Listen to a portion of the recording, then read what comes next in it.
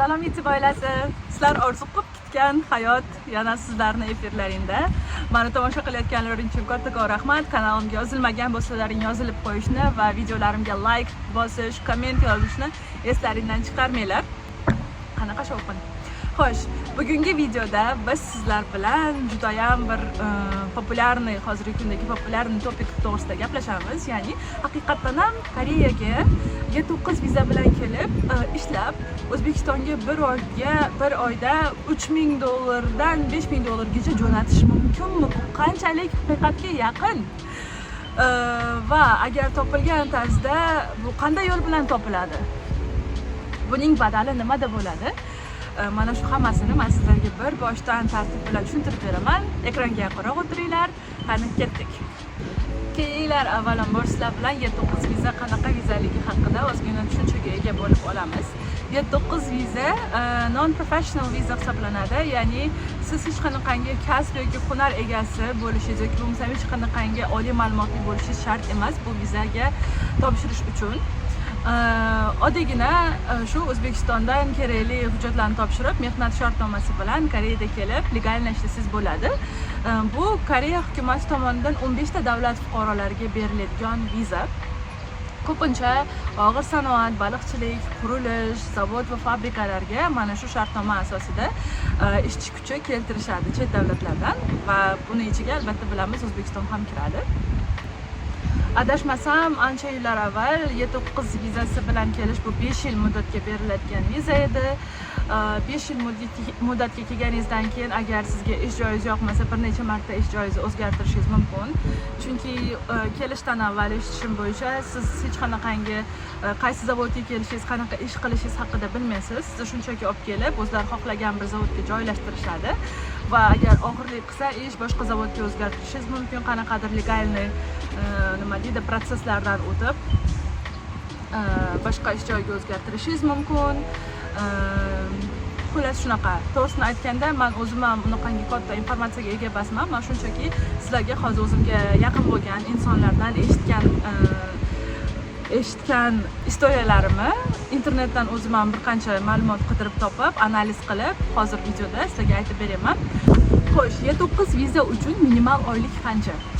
Y9 viza sohiblari uchun minimal oylik bu Koreyadagi eng kam ish haqqi hisoblanadi. Ya'ni bir oyga agar siz hafta kunlari ishlasangiz, misol uchun dushanbadan jumagacha bir haftada 5 kun 9 dan 8 gacha ishlasangiz 2 million won hisoblanadi. 2 million won hozirgi kundagi dollar kursi bilan $1,500 atrofida.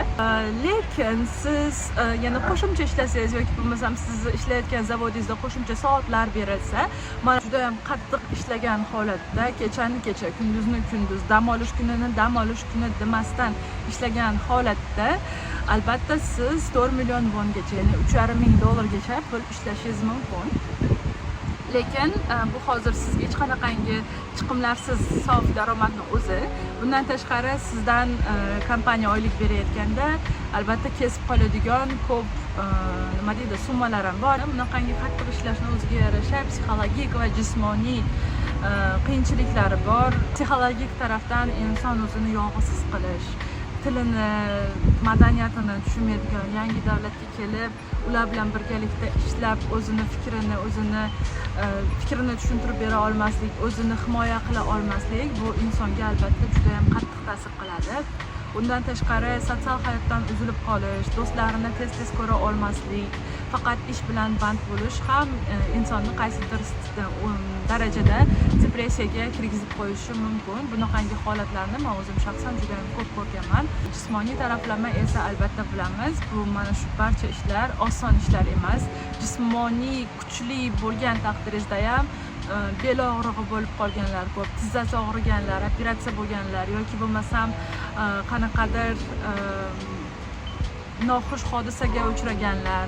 Chunki apparatlar bilan ishlaysiz, ba'zi bir zavodlarda noxush hodisa, baxtsiz hodisaga uchraganlar ham juda ham ko'p eshitganman bunaqangi mavzularni ham. Shuning uchun men sizlarga agar kelmoqchi bo'lgan bo'lsalaring, agar mana shu videodan keyin ham kelishga harakat qilaman desalaring, maslahat bergan bo'lardim.